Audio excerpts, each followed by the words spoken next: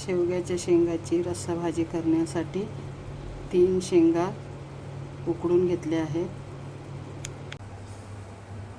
2 कांदे कट केलेले, 2 चमचे तेल, हिंग, कट केलेले 2 कांदे,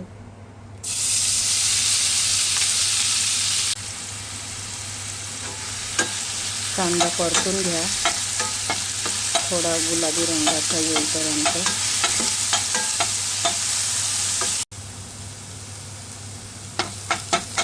कांदा परतून झाला आहे. आता यामध्ये 1 चमच धना पावडर, अर्धा चमच हळद, अर्धा चमच मिक्स मसाला.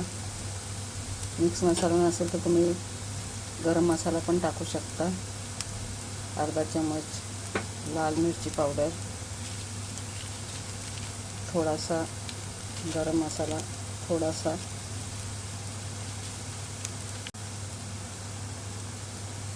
परतून घेऊया सर्वांना.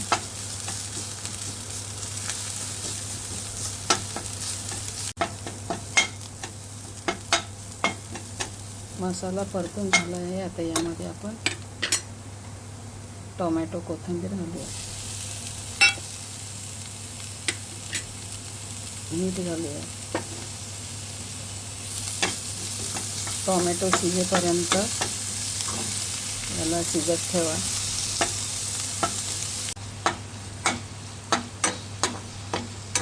टोमॅटो शिजले आहे, त्याला थोडेसे असे चेपून घ्या.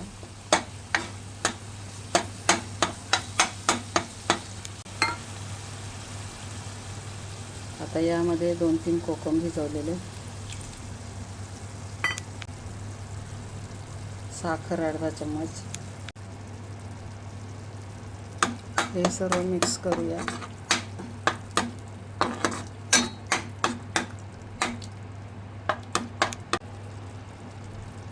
आता याच्यामध्ये वाटण घालूया.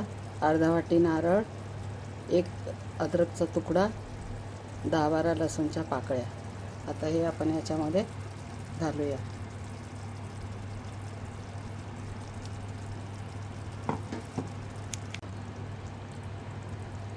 पाणी घालूया, जेवढं पातळ हवं तेवढं तुम्ही पण घालू शकता, जेवढं पाहिजे तेवढं पातळ. आता याला आपण शिजत ठेवूया उकळी येईपर्यंत.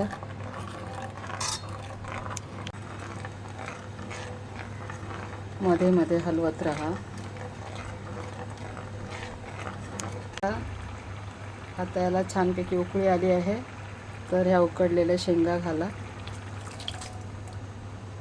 आणि 1-2 मिनटं अजून शिजू द्या छानपैकी.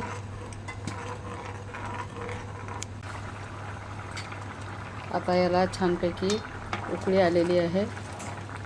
तयार आहे शेवग्याची शेंग, यम्मी डिलिशियस टेस्टी. आता आपण सर्व करूया.